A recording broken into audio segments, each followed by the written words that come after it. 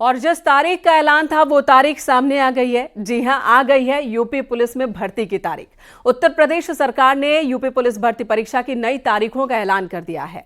अब ये परीक्षा 23, 24, 25, 30 और 31 अगस्त को आयोजित की जाएगी। पेपर लीक होने के बाद सरकार ने परीक्षा रद्द कर दी थी। इस बार धांधली रोकने के लिए पुख्ता बंदोबस्त किए गए हैं। परीक्षा रद्द होने के बाद से नए तारीखों का इंतजार चल रहा था। दोबारा परीक्षा में देरी के पीछे कांवड़ यात्रा और यूपी में बाढ़ की स्थिति को एक कारण माना जा रहा था। अब परीक्षा की तारीखें सामने आने के बाद परीक्षार्थियों ने राहत की सांस ली है।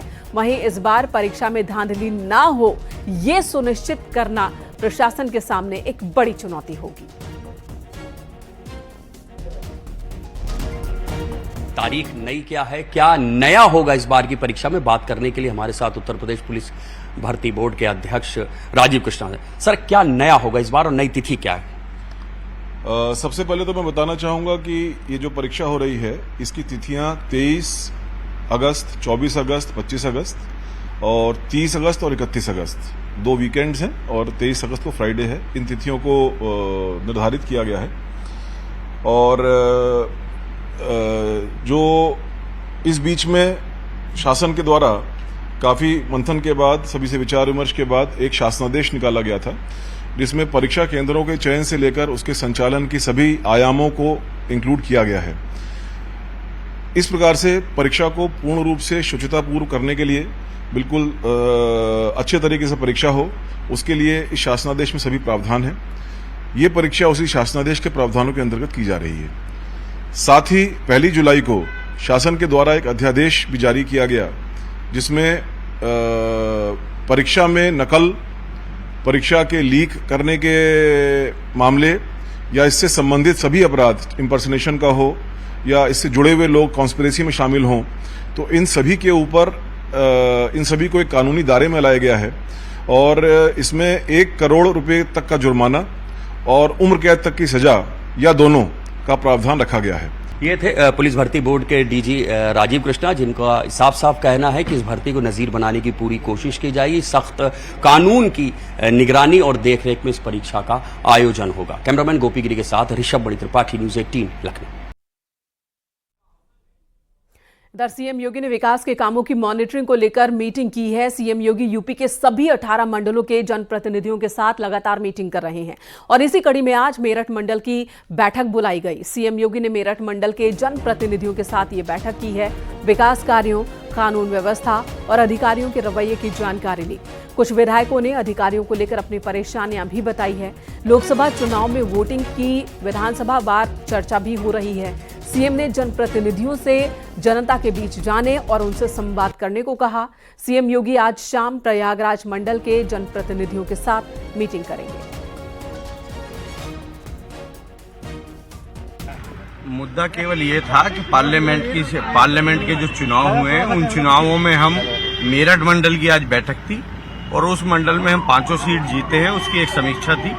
वो विस्तार रूप से कि कौन से विधायक के क्षेत्र में कितनी वोटों से हम चुनाव जीते हैं उसके ऊपर समीक्षा थी। अधिकारियों को लेकर भी तमाम शिकायतें हो रही हैं मुख्यमंत्री जी से, क्या बातचीत हुई अधिकारियों को लेकर? जो अपना फीडबैक है अपनी अपनी विधानसभा को मैंने मुख्यमंत्री जी को दिया है और उन्होंने पूरा सुनकर आश्वासन दिया है कि आगे सब ठीक हो रहा है।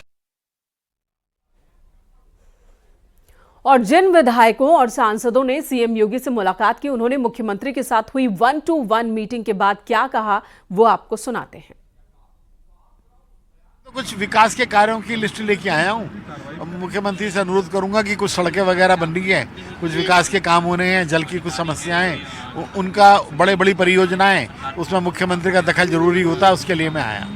और जिस तरीके से विधायकों की लेकर कहा जा रहा है कि विधायकों की बात अधिकारी नहीं सुन रहे हैं। हर एक व्यक्ति का क्षेत्र अलग अलग है, मेरे क्षेत्र में इतनी बड़ी समस्याएं नहीं।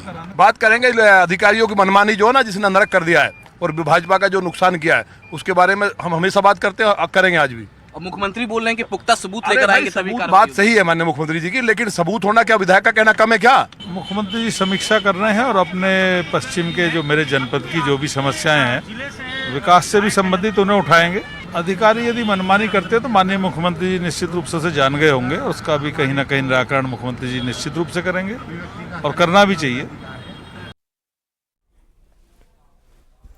और इसी बीच योगी सरकार में मंत्री ओपी राजभर ने उन दावों को खारिज किया है जिसमें अधिकारी मंत्रियों को नहीं सुनने का दावा किया जा रहा है।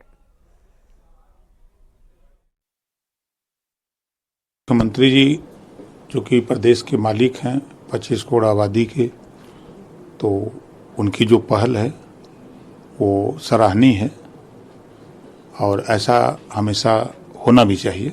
लोग कह रहे होंगे अब उनका विषय है, लेकिन हमारे साथ तो ऐसा नहीं है। हमारे सभी अधिकारी कर्मचारी जो भी हैं, जो हमारे नेता हैं, सब लोग अपनी बात मनवा ले रहे हैं जो सही काम है, और अभी तक तो हम लोग 95% सफल हैं।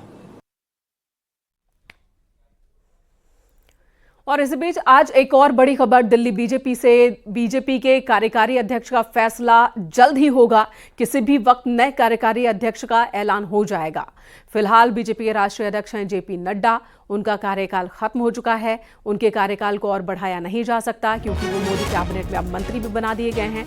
जाहिर सी बात है अब अध्यक्ष पद के लिए चुनाव होगा, लेकिन उससे पहले कार्यकारी अध्यक्ष को लेकर नाम का ऐलान होना है और किसी भी वक्त वो नाम सामने आ सकता है।